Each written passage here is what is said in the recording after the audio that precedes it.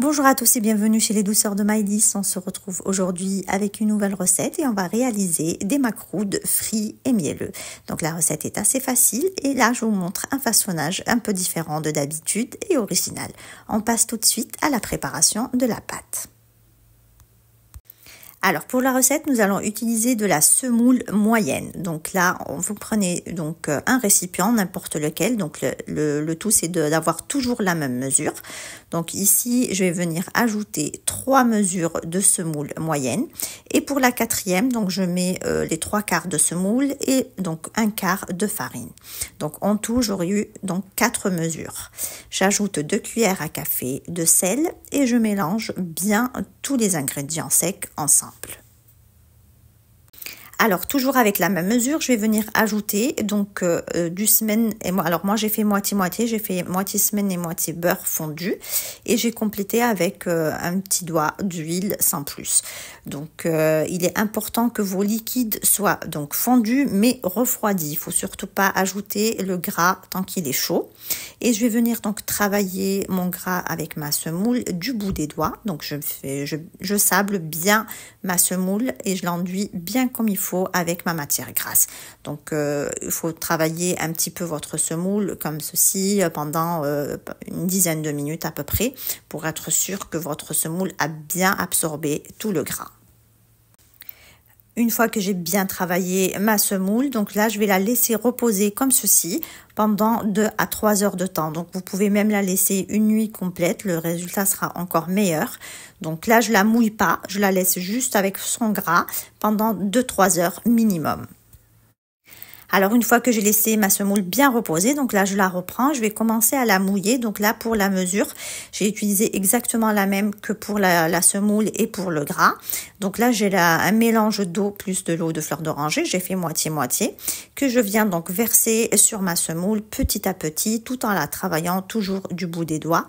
Donc le but ici n'est pas de la pétrir la pâte, mais juste de la rassembler en une boule. Donc on ajoute l'eau petit à petit. Et on voit du coup, selon la semoule, si elle absorbe vite ou pas. Le tout, c'est d'avoir une belle pâte, donc pas ni trop molle ni trop épaisse, mais qui soit bien maniable. Une fois que j'ai ramassé ma pâte en boule, je vais la laisser à nouveau reposer pendant 2 à 3 heures de temps. Alors, on va travailler maintenant la pâte de date. Donc, j'ai ici 1 kg de pâte de date que j'avais déjà travaillé au préalable pour enlever toutes les impuretés. Donc, je l'ai travaillé uniquement en m'aidant avec un petit peu d'huile. Et ici, je vais venir ajouter 2 cuillères à soupe de grains de sésame, 1 cuillère à soupe de cannelle en poudre et une demi-cuillère à café de clous de girofle en poudre. J'ajoute également 1 cuillère à soupe de beurre et je viens donc travailler la pâte, tous les ingrédients ensemble jusqu'à obtention d'une belle pâte bien maniable. On commence à présent le façonnage de nos macroudes. Donc ici j'ai récupéré une partie de ma pâte. Donc pour me faciliter la tâche, moi j'ai divisé ma pâte en 4 boudins comme ceci. Donc je récupère le premier boudin que je viens placer sur une feuille de papier sulfurisé. Donc je l'étale et ensuite je referme, donc je plie ma feuille en 2 et à l'aide de mon rouleau à pâtisserie, donc là je vais venir étaler ma pâte pour lui donner donc une forme rectangulaire. Alors on fait de même avec la pâte de date. Donc là je prélève une quantité que je viens travailler en un boudin comme ceci. Ensuite je vais la placer sur une feuille de papier sulfurisé et comme pour la pâte. Donc je referme la feuille, donc je la plie en 2 et à l'aide de mon rouleau à pâtisserie je vais venir donc étaler ma pâte de date. Alors du coup pour la pâte de date je vais pas l'étaler en un grand rectangle mais juste donc un petit rectangle que je vais venir d'ailleurs parer pour lui donner donc une forme bien précise et que je place ensuite sur ma pâte. Donc je récupère ici ma pâte de date. Alors pour l'épaisseur, donc l'épaisseur de la date est exactement la même que celle de la pâte. Je vais venir du coup m'aider avec la feuille de papier sulfurisé et je vais venir recouvrir ma pâte de date avec ma pâte. Donc je referme d'abord le premier côté, j'étale bien juste avec la main pour bien faire adhérer les 2 pâtes ensemble et je fais de même avec l'autre côté pour bien souder la pâte entre elles. Ensuite là, donc je retournais mon rectangle de pâte comme ceci et à l'aide donc de mon coupe-pâte, je vais venir faire des petits zigzags comme ceci d'un côté et d'un autre pour avoir une jolie forme. Ensuite, je vais venir donc détailler mes macros donc de façon à faire des petits rectangles comme ceci. Et voici donc la forme souhaitée. Donc on obtient de jolis macros, ni trop fins ni trop épais. Et on va les laisser donc reposer et on continue ainsi jusqu'à épuisement de notre pâte. Alors pour ma part, moi je vais les laisser comme ceci jusqu'au lendemain pour les faire frire, mais vous pouvez bien entendu les faire frire tout de suite sans temps de pause.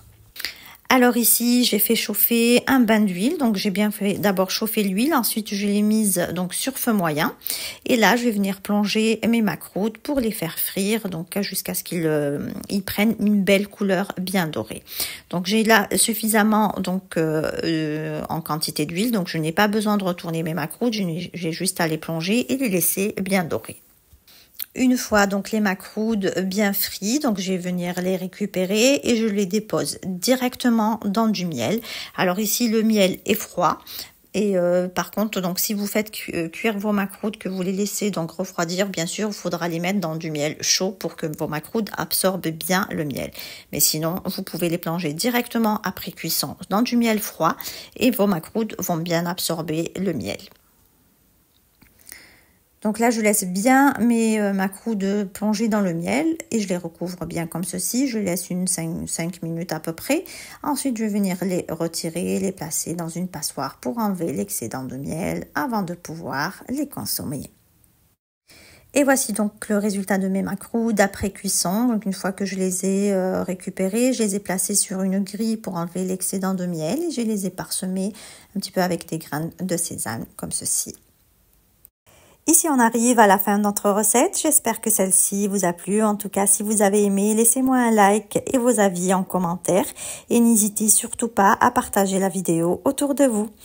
Je vous retrouve très vite pour une nouvelle recette. Merci de m'avoir suivi et à très bientôt chez les Douceurs de Maëlys.